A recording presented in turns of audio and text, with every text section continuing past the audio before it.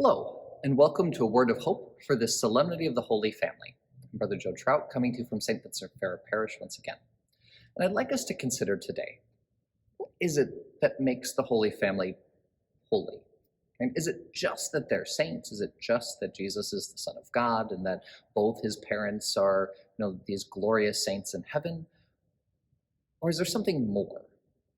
Because today isn't a day about each of them individually as people, it's about them as a family. Right?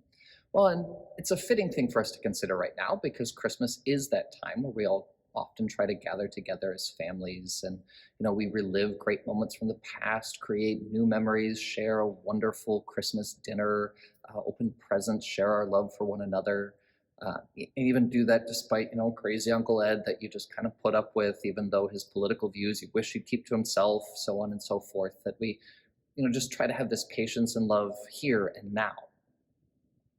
Is that, are they just really good at that? Is that what makes them the Holy Family? That they were really good at putting up with one another?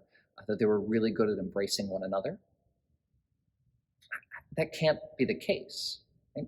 Because what we get about each of them is that they all trust in the will of God. Joseph trusts the angel to take Mary into his home. Mary trusts the will of God to turn to a shocking way of giving birth to the Savior.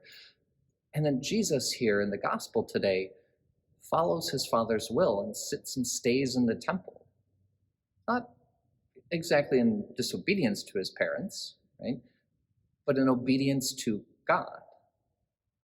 And so I think the marker that's got to be at the top of the list for them as the Holy Family is that their family wasn't just about their family, that they were a people bonded together in a purpose beyond themselves, of carrying out the will of God into this world. And that's a really important thing for us to consider as families, that when our lives just become about ourselves and our enjoyment and even reliving our past, it can become kind of suffocating, right? Because we all do want more. We're all longing for something deeper and more profound. And that the holiness that we seek is a shared life and pursuing something beyond just this moment, that we long to work together in the proclamation of the gospel, that we want to each take up our parts as sons and daughters of Christ. So I ask you to consider today, how can your family push beyond itself? Not just, because enjoyment of one another is a wonderful thing, but the joy of shared mission is something much more profound.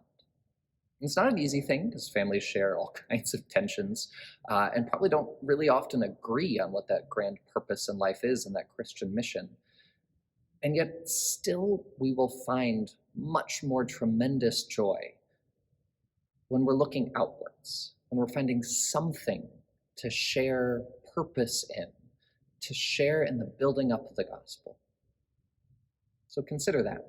How can you in this Christmas time spend time with your family looking out, looking to the future, and living in hope and joy for the coming of the kingdom?